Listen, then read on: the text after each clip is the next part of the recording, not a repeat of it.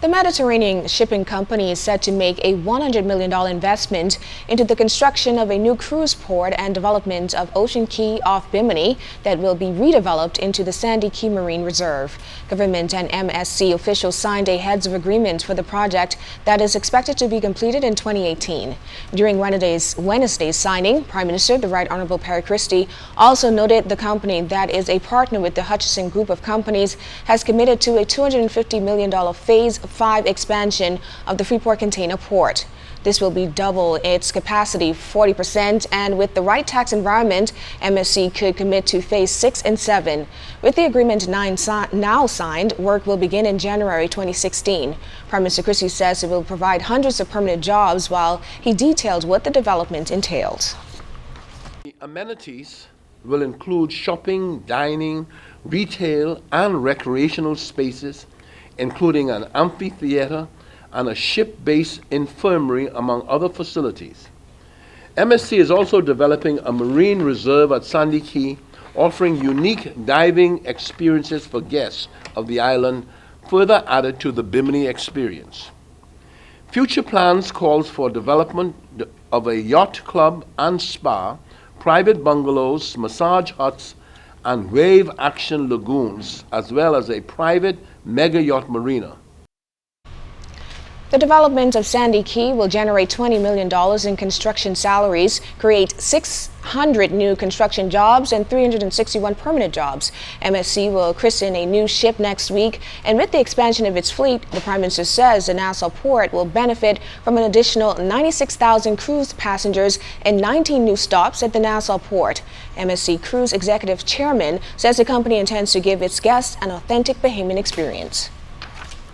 We want to give a Bahamian experience, we want to give a European experience.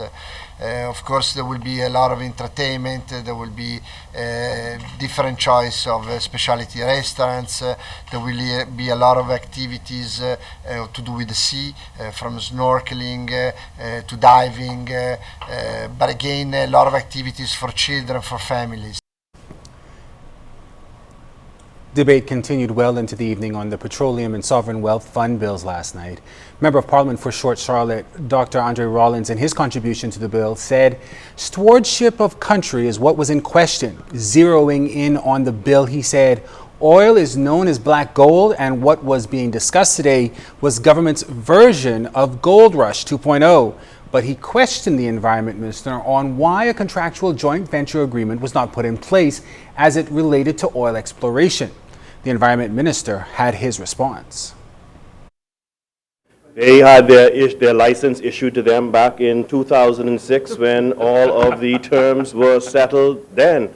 So at the end of the day... Can't you renegotiate those terms? No, sir. It is a legally binding document which was extended by the previous administration, which you are a part of, in 2008 for a specific term. Then confirming the terms that were put in place in 2006.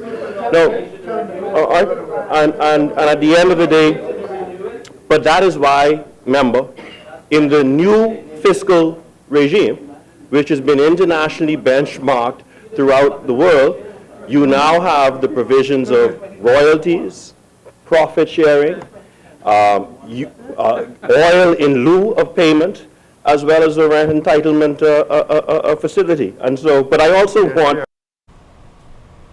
Rollins did not stop there, though. He also had questions about the country's position on aragonite mining, which drew a response from Prime Minister, the Right Honorable Perry Christie.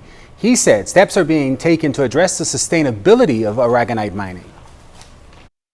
The Minister is currently in the process of accessing advice from the Commonwealth Fund for Technical Cooperation. It's the Commonwealth Fund. They are in the Bahamas right now. And the Minister is endeavoring to set up a new regime to deal with aragonite. So the government is at the same time making a determination as to the sustainability of aragonite as an export industry. Right? The science of it is being looked at and examined, and we have voluminous material, scientific surveys that we have the benefit of, that BAIC has commissioned, the ministry has commissioned. The ministry at the same time is working on the basis that if there is a regime that is sustainable to be put in place, they're putting it in place with the Commonwealth Fund for Technical Cooperation. It is the same fund, a member, that was used to advise the government of the Bahamas on a new regime for oil that is being reflected in this bill. Despite numerous climate campaigns throughout New Providence, by most accounts, the island is not clean, green, and pristine. And with the Bahamas spending millions of advertising dollars to attract visitors, we came up on a site that clearly puts the Bahamas in bad light. LaDawn Davis tonight investigates. Each year, thousands of tourists patrol our streets, soaking in the best the city of Nassau has to offer. But recently, the island has lost its image as Bahamians continue to dump indiscriminately around town. Just off Dean's Lane near historic Fort Charlotte, our news team stumbled across a large amount of debris, including old sofas, washing machine parts, and even a Coca-Cola ice cooler off Dean's Lane, an area a stone's throw away from Bay Street frequented by tourists. National Pride Chairman Alvin Rees says these careless acts are just outright filthy and can only do more harm than good to our number one industry. From a bread and butter standpoint, tourism is our number one industry. And the Bahamas is a brand, so we have a brand image to also to protect, all right? Not just for the tourists, but more so for ourselves. But however, we must realize that when we sell in the Bahamas to the outside world, we're selling an image. Okay, so we don't do a very good job of maintaining our environment. Chairman of the National Pride Association, Alvin Rees, says to put fear in Bahamians to keep their surroundings clean, environment laws must be strictly enforced. We need a dedicated environmental court, and realizing that the criminal courts are jam-packed with numerous cases, perhaps we can look to appoint lay magistrates to sit and to deal with the environmental courts, because these are not matters that can be dealt with expeditiously. To nip this vexing issue in the bud, Rees says the association has created several programs in the public school system. The primary school up trying to make sure that we change behavior and correct the behavior at the very early ages, very early stages, right? And that has to be consistent. That's not going to happen overnight. But along with the education must come enforcement. We must be able to enforce the environmental laws of the country.